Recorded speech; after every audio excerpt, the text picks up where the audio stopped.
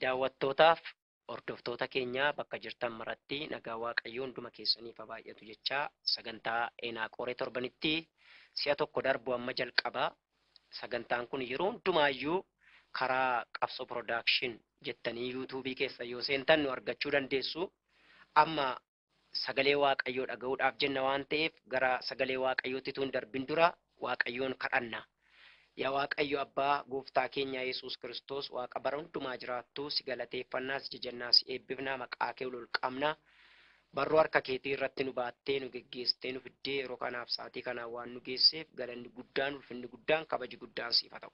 Amma immoo sagalee kee dubbii kee dhaga'uudhaaf jenna. Sagalee kee isa dhugaa gadi fagoof keessaa qabu isa dhugaa hin jijjiiramne isa bara baraan hojjetu maqaa Gooftaa keenya Yesuus Kiristoosiin nutti dubbachuun jaalala kee fedha kee haa ta'u.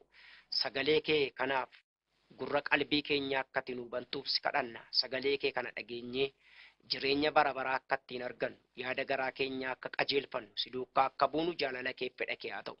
Sagalee kee kanaaf dubbii kee kanaan kan mormu ergaa hamaan hafuurri hamaan maqaa Gooftaa Yesuus Kiristoosiin sa'aatii kanaaf yeroo kana jalqabee kan dhaame haa ta'u. Jalqabaa amma dhumaatti nu geggeessi maqaa Gooftaa keenya Yesuus Kiristoosiin ameen. Sagalee Waaqayyoo keessaa wangeela Gooftaa keenya Yesuus Kiristoos isa Luqaas barreessee boqonnaa 15 lakkoofsa 11 kaanii amma 24tti kan jiru ilaalla. Garuu 17 kaasee dubbiseen sagalicha walii wajjin ilaalla. Yommus gurbichi yaada isaa naanneffatee hojjetoonni guyyaa abbaa kootiif hojjetanii buddeenni isaanirraa hafuu nama meeqaa? Ani garuu asittiin beelaan badduu ba'a. Ka'een gara abbaa koo dhaqeetanii yaa abbaa koo Waaqayyoon sis yakkeera. Si'achi ilma kee jedhamuu nanaaf hin ta'u hojjetoota kee keessaa akka isa tokko na godhadhuun jedhaan. Ka'ees gara abbaa isaa dhaquudhaaf karaarraa bu'e. Amma illee fagoodhaa utuu inni dhufuutti jiru abbaan isaa fuulleettis argee garaan isaa immoo ga'e. Itti fiigees ilma isaatti marmee dhungatees. Ilmi isaa garuu yaa abbaa koo ani Waaqayyoon sis yakkeera. Si'achi ilma kee jedhamuu nanaaf hin ta'uu jedheen. Abbaan isaa garuu ergamtuu isaatiin dafaatii uffata isaa keessaa caalu fidaatii uwwisaa. Amartii warqees quba isaatti kaa'a. Kophees miila isaatti kaa'a. Tuntunicha isa coomaa sana fidaatii qalaa hin nyaannaa hin gammannasi. Ilmi koo kunii du'ee dhuma ture deebi'ee jiraate badee tureen argamee jedhe. Hundumtinuus itti gammadanii ameen. Sagalee kana keessatti mata-duree nuti guyyaa har'aa walii wajjiniin ilaallu yaada garaa geeddarachuu kan jedhutu gabaabaatti walii wajjin ilaalla. Wangeela Luqaas boqonnaa 15 lakkoofsa 1 kaanee amma dhumaatti yoo ilaalle Gooftaan keenya Yesuus Kiristoos yommuu lafa kanarra jiraachaa ture fakkeenya sadiitu dubbate achitti. Fakkeenyi inni jalqabaa fakkeenya hoolaa baddee argamtee dubbate. Lakkoofsa 8 irratti immoo gadi bu'ee fakkeenya meetii badee argamee dubbate. Lakkoofsa 11 kaasee garuu fakkeenya ilma badee argamee kanatu dubbata. Kana sadansaayyuu kan inni dubbateef waa'ee namaatiif dubbate. Waa'een hoolaa baddees namatti fakkeeffama. Waa'een meetii baddees namatti fakkeeffama. Kanaaf amma immoo waa'ee ilma badee argame kanaa fakkeenya kaaseetu dubbata. Namicha tokkotu jedha kutaa kana keessatti gara olii isaa lakkoofsa 11 kaaftanii yoo dubbiftanii ijoollee lama qaba tureedha. Ijoollee inni qabu suni quxisuudhaaf hangafaaf quxisuudha. Kanaaf inni hangafaa gaaf tokko abbaa isaatiin ka'eetu wanta qabdu keessaatii ga'ee koo kan naaf ta'e naafiri qooda koo jedhee yommuu inni abbaa isaa gaafatu abbaan isaa kuni ga'ee isaa kana hireefi. Ilma isaa hangafaas waamee isa quxisuu kanas waamee lamaan isaanii wal bukkee dhaabee ga'ee isaa hangafaatiifis kennee isa quxisuutiifis kennee isa booddee erga ga'ee isaanii fudhatanii booddee jireenya ofii isaanii itti fufanii haa ta'u iyyuu malee mucaan inni quxisuu suni yeroo muraasa gidduutti qabeenya abbaan isaa kenneef dhaala abbaan isaa kenneef sana calleeffatee gara biyya fagoo dhaqee jedha sagaleen kun. Gaafa gara biyya fagoo dhaqu achitti jireenya gatii hin qabne jiraachuu jalqabe. Jireenya gadhiisii jiraachuu jalqabe. Akka barbaadetti jiraachuu jalqabe. Akka barbaadetti jireenya Waaqayyotti hin tolle, jireenya Waaqayyoon hin gammachiifne, jireenya xuraa'ummaa, jireenya amala badaa jalqabe. Hiriyoota baay'ee sorate jechuudha. Hiriyoota baay'ee horatee namooti baay'een qabeenya abbaa isaa inni abbaa isaa irraa fudhatee dhufe duukkaa nyaachuudhaaf harkaa fixuudhaaf baay'eetti itti firoome. ta'u iyyuu malee qabeenyaan abbaan isaa kenneef innis abbaa isaa irraa hir'atee calleeffatee fudhatee deeme kuni ituma inni itti fayyadamu ituma inni itti gargaaramu qabeenyaan abbaa isaatii sun jalaa dhume. Gaafa qabeenyaan abbaa isaatii sun jalaa dhumu beelli biyya sanatti bu'eedha macaafni qulqulluun. Kaleessa gaafa maallaqa qabu beelliin jiru, kaleessa gaafa maallaqa qabu rakkinni jiru, kaleessa gaafa maallaqa qabu riyaa baay'ee jira. Amma garuu gaafa maallaqi dhumu beelliin dhufe, gaafa beelli dhufu riyaan isaa warri kaleessa dheengadda wajjin nyaatanii, wajjin dhuganii, wajjin gammadanii akka barbaadetti jiraachaa turan isa gatanii isa buusanii deemani. Kana booddee fala tokko taa'ee falate. Egaa wanta godhu kan biraa waan hin qabneef biyya sanatti beelli bu'eera waan ta'eef gara nama biyya sana keessaa sooressa ta'ee jedhamee yaadamu tokko dhaqeetu achitti of gate. Namichi inni dhaqeetti of gate sunis waan godhu dhabee jedha. Mucaa kana waan godhu dhabeetu kanaaf akka inni booyyee eeguu fi lafa darabaa booyyeetti isa ergee akka inni booyyeettissuuf. Egaa na ta'u iyyuu malee mucaan kuni rakkateera gidirfameera wanti inni qabu harkaa dhumeera fala kan biraan qabu waan ta'eef egaa wanta godhu dhabee gara booyyeetissuu sanaatti gaafa inni sokku haa ta'u iyyuu malee iddooma booyyeetissuu sana jiraatee qola booyyeen nyaattu nyaatee garaa guuttachuudhaaf hin kajeela ture garuu isayyuu hin argatu jedha. Isayyuu immoo hin argatu.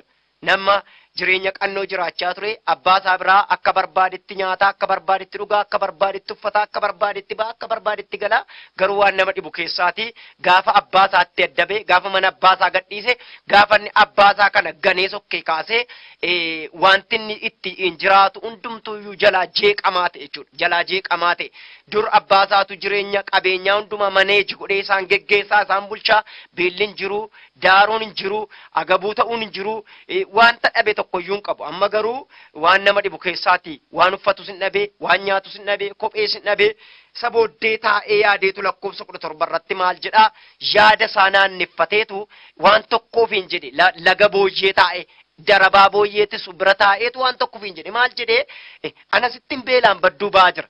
Garuu mana abbaa kootiiti hojjetoonni abbaa kootii inni isaan nyaatanii inni isaan irraa hafu meeqaadhee tilmaamuu jalqabe. Yaaduu jalqabe reefuu yaadatti deebi'a. Isa booddee yaada isaa naanneeffatee jedha. Dhaqeetanii gara mana abbaa kootiittan deebi'a. Maalin godhaa? Abbaa koo kana dhaqeetan dhiifama kadhadha. Dhaqeetanii Waaqayyoonis si yakkeera. Si'achi ani ilma kee ta'uu hin danda'u. Hojjetoota kee keessaa akka isa tokkoo na godhadhu. Hojjetootuma kee keessaa akka isa tokkoo ta'een beela ba'a. Hojjetootuma kee keessaa akka isa tokkoo ta'een daara ba'a. Hojjetootuma keessaa akka isa tokkoo ta'een jireenya koo fooyyeffadhaa jedhee tan abbaa kootti madhee gaafa inni ka'e karaarra bu'u utuunni abbaa isaa biran ga'een abbaan isaa fagootti fuulleetti argee garaan isaa moogee jechuudha. Kaleessa dheengaddayyuu bara darbeyyuu gaafa inni deemeyyuu abbaan isaa garaa hin kutanneef deemuu isaa hin barbaanne gurbaa kanatu deemuu filate malee abbaan manuma koonaa hoyya manuma koosiif hoyya jedhee ilma isaatti inima ture. Haa ta'u iyyuu malee gorsi abbaa isaati suni galuuf hin dandeenye. Kanaaf gaafa inni yaada isaa naanneeffate gara abbaa isaatiitti deebi'u abbaan isaa fuulleetti argee ituu ilmi isaa sun biran ga'in fiigee dhaqee mucaa isaa kanarratti marmee dhungatee ofitti qabe. Gaafa inni ofitti qabu garuu gurbaan kun isa sila karoorfatee darabaadhaa lafa booyyeetissanii ka'ee isa sila karoorfate sanatu jedheen sila gaafa lafa booyyeetii ka'e maal jedhee ani dhaqeen abbaa kootiini Waaqayyoonis yakkeera siinis yakkeera mucaa kee ta'uu hin danda'u ilmaan kee ta'uu hin danda'u hojjetoota kee keessaa akkas tokko na godhadhu jedheetaniini itti maa dhaqeen kadhadhadhee ka'e amma gaafa abbaa isaa bira ga'u dhaqee abbaa isaatiin maal jedhaa yaa abbaa koo Waaqayyoonis yakkeera siinis yakkeera kana booddee ilma kee jedhamuu nanaaf hin ta'u hojjetoota kee keessaa akkas tokko na godhadhu jedheen. Haa ta'u iyyuu malee abbaan isaa garuu akka ilmi sun itti of ilaaletti akka mucaan isaa itti of ilaaletti isa hin ilaalle. Ergamtoota isaa sana dhaqee waameetu maal jedhaa dhaqaatiitii uffata keessaa isa caalu fidaatii itti uwwisaa kophee itti kaa amartii itti kaa isa booddee immoo dhaqaatiitii isa coomaa sana qalaatii hin nyaannaa hin gammanna. Mucaan koo kuni maal ta'ee ture badee ture hin argame du'ee ture hin jiraate hin gammannaa jedhe. Kutaa kana keessatti egaa wanti nuti baay'isnee jabeessinee irratti ilaallu yaada garaa geeddarachuun dhiifama akka nama argachiisu argina. Abbaan isaa erga mucaa yaada isaa naanneffatee booddee garaan abbaa isaatii sun itti gammade jechuudha. Ergi simate abbaan isaa. Ammas gaafa yaada garaa keenya naanneffannu gaafa gara Waaqayyootti deebinu abbaan keenya Waaqayyoon simata jechuudha. Kaleessa dheengaddaa itu Waaqayyoo wajjin jirru, itu Waaqayyoof hojjechaa jirru, Waaqayyo irraa adda baanee Waaqayyoon gaddisiifneerra yoo ta'e yaada garaa keenya yoo naanneffanne arras Waaqayyoon nu simata jechuudha. Arras sagalee kana dubbii kana dhaga'aa kan jirtan iddooma jiraattanii wantin isiniin jechuu barbaadu dhaamsin isinii qabu. Kaleessa dheengadda mana Waaqayyoo keessa turtanii mana Waaqayyoo keessatti hojjechaa turtanii faarfachaa turtanii lallabaa turtanii hojii Waaqayyoo isinitti kenne amma humna keessanii hojjechaa turtanii amma garuu mana Waaqayyooti kan fagaattan haalaan guddina fakkaatee beekumsa fakkaatee qaroomina fakkaatee mana Waaqayyoo keessaa kan fagaattan yaada keessa yoo naanneffatan ammayyuu Waaqayyoo abbaan keessanii isin simataa jechuudhaan barbaada. Egaa abbaan mucaa sanaa maaltu isa gammachiise yoo jettaniin argina. In qalee cooma qalee nyaachisee hin gammannadhe. Maaltu isa gammachiise akka abbaan mucaa sanaa gammadu kan godhe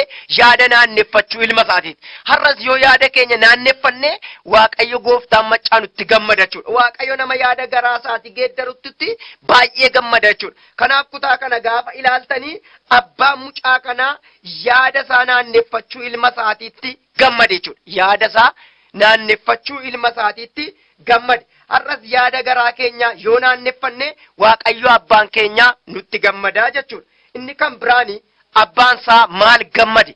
Abbaan isaa maal gammade yottanii yakka isaa dhugaa ba'e ilmi isaa kun maal jedhe Waaqayyoonis siinis yakkeera. Gaafa inni Waaqayyoonis siinis yakkeera jedhu abbaan isaa baay'ee gammade. Har'as namni Waaqayyoon anis yakkeera ani Waaqayyoon si yakkeera jedhee yoonni gara Waaqayyootti deebi'e Waaqayyo garaan isaa itti gammada jechuudha. Garaan isaa itti gammada jechuudha. Kanaaf har'allee yakka keenya himachuudhaanii gara Waaqayyootti deebinee yaada garaa keenya naanneffachuutu nurra jiraata. Inni kan biraanii dhiyaannaa gurbaa kanaatu isa gammachiise. Dhiyaannaan gurbaa kanaa maal ture? Kaleessa dheengadda olof qabee waan barbaade haasa'ee deemeera ta'a. Har'a garuu gad of deebiseetu maal jedhaa? Si'achi ilma kee jedhamuun anaaf hin ta'u hojjetoota kee keessaa akka isa tokko na godhadhu jedhe. Abbaan mucaa kanaa wanti inni itti gammadee inni kan biraan dhiyaannaa mucaa kanaati jechuudha. Mucaan kun maal godhee kaleessa dheengadda akka manaa ba'ee sokketti har'an deebine. Har'a achi as dhufee maal jedhaa? Ani ilma kee ta'uu hin danda'u. Hojjetaa kee keessaa akkas tokko na godhadhu jedheetu yemmuu ni deebi'u. Har'as gara Waaqayyootti yemmuu gad of deebifnu fuula Waaqayyoo yeroo duratti yeroo dhiyeessinu dhiyaannaan keenya Waaqayyootti yemmuu tolu Waaqayyo gooftaan nutti gammadaa jechuudha. Kanaaf Waaqayyo kan inni barbaadu maalire? Akka namni kufe ka'u namni karaarraa cees akka inni karaatti deebi'u barbaada Waaqayyo. Irmiyaas boqonnaa 8 lakkoofsa 4 irra jira. Inni kan biraani Waaqayyo kan inni itti gammadu akka namni dhimmee yaada garaa isaatii geeddaratu barbaada Waaqayyo. Mul'ata Yohaannis boqonnaa 3 lakkoofsa 19 irratti argachuu dandeenya. Inni kan biraan immoo maanni akka namni waan irraa kufe yaadatu barbaada Waaqayyo. Kanaaf nus yaada keenya naanneffannee gara Waaqayyootti deebinee Waaqayyoof jiraachuu akka dandeenyu Waaqayyo nu gargaaru sagalee kana akka Waaqayyo nuuf eebbisuuf Waaqayyoon kadhanna. Yaa Waaqayyo abbaa gooftaa keenya Yesuus Kiristoos Waaqa bara hundumaa jiraattu si galateeffannaa waa'ee sagalee kee waa'ee dubbii keef galanni guddaan ulfinni guddaan kabaji guddaan siif haa ta'u. Ammas yaada garaa keenya geeddarannee gara keetti deebinee jireenya nuuf abdachiifame isa bara baraa sana argachuu akka dandeenyuuf maqaa Yesuus Kiristoosiin tokkoon keenya gargaari. Bara keenya yeroo keenya hundumaatti immoo nu wajjiniin ta'i. Ayyaana kee hafuura kee nurratti dhangalaasi. Maqaa gooftaa keenyaa fayyisaa keenya Yesuus Kiristoosiin ameen.